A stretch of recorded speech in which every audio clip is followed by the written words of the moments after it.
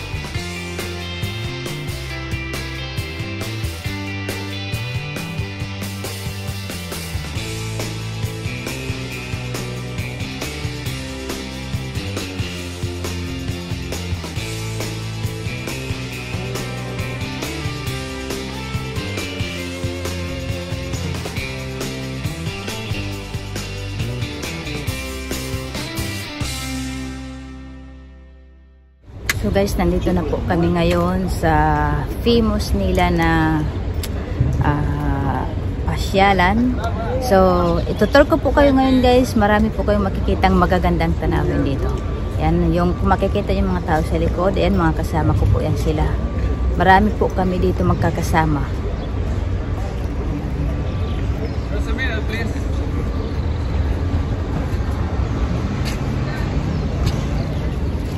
Explain pa yung aming tour guide bago kami pumunta doon sa baba. Okay, listen. All police divers, they are professional. What has that? Not for you because it's part of the deal, you see? That's why, that's good that you have a number, you see? So that's part of the deal. As I say, they charge to it, not for you. But at the end, you know, they collect tips. You know, it's up to you. I know that in some countries it is considered an insult. Marami pong steps dito guys. Ayan. Pababa ng pababa po kami rito.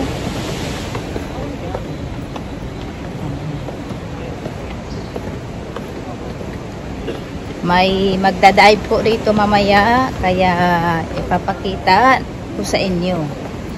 Gusto ko mamaya ito pagbalik po mamaya guys, siguradong hihingalin ako nito. Okay, mamaya papakita ko sa inyo kung gaano ka taas itong aming binabaan. Mamaya pataas na pataas. Ayan, oh, kung makikita nyo mga tao doon sa taas.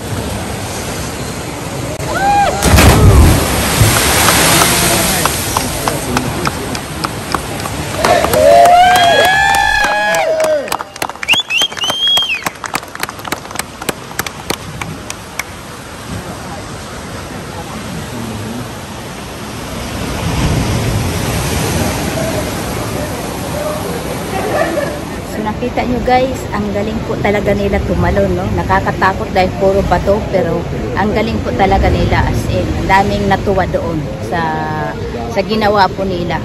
So marami po silang magkakasama at ayun, talagang it's amazing yung kanilang ginagawa.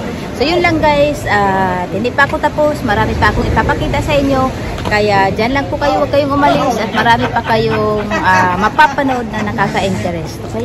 So yun lang guys, see you again. Akyat na naman po ako at ako'y hinihingal.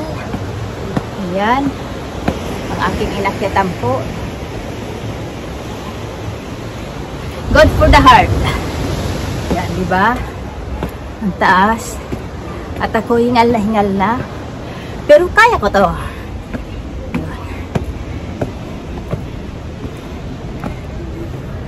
So galing pa ako dun sa baba.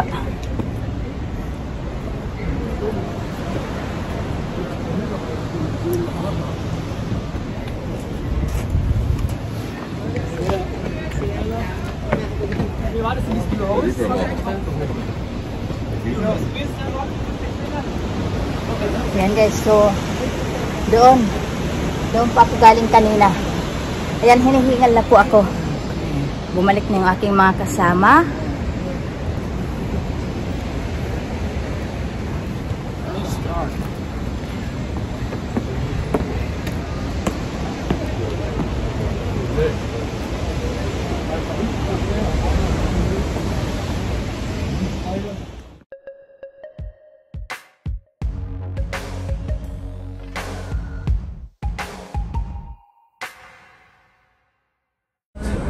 So ngayon guys, nandito kami ngayon sa lugar kung saan dito daw nag-i-stay yung mga celebrity.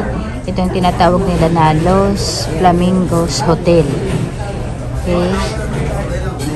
So meron po kaming mga complimentary foods, drinks. Ayan, kung makikita nyo, mga pang-snack po. So andito yung aking mga kasama sa mga tour.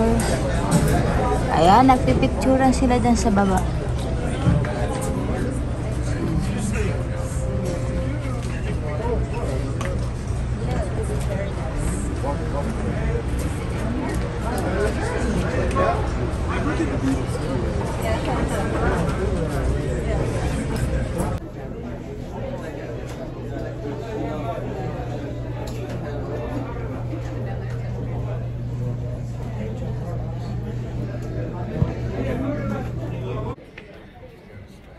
Wow, huh?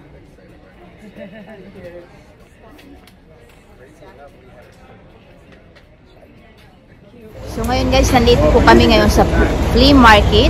Ayan, dito kami dinala ng aming tour guide. Ayan. So, shopping muna daw kami dito. Okay? Ewan ko, kung meron akong magustuhan dito, mukhang wala naman. Ewan, bili lang tayo ng konting remembrance.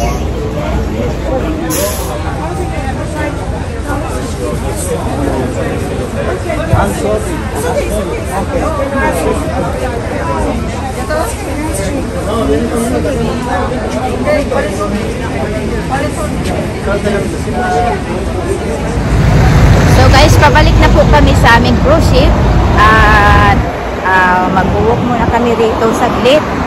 Yun lang guys, dito ko lang, ayan, napanood nyo naman siguro yung kabuuan ng aking tour for today at sana nagustuhan nyo.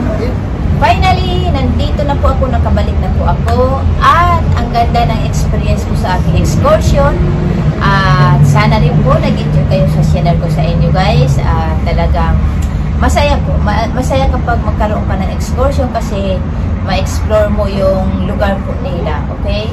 So, ang pinaka unforgettable na experience ko, yung nanood po ako ng yung cliff divers. Ayun, talagang it's amazing talaga yung mga mga ginagawa po nila. Nakakatakot po kasi mataas po yung tinatalong po nila doon eh. Mataas po talaga nga nakakatakot kasi puro po bato.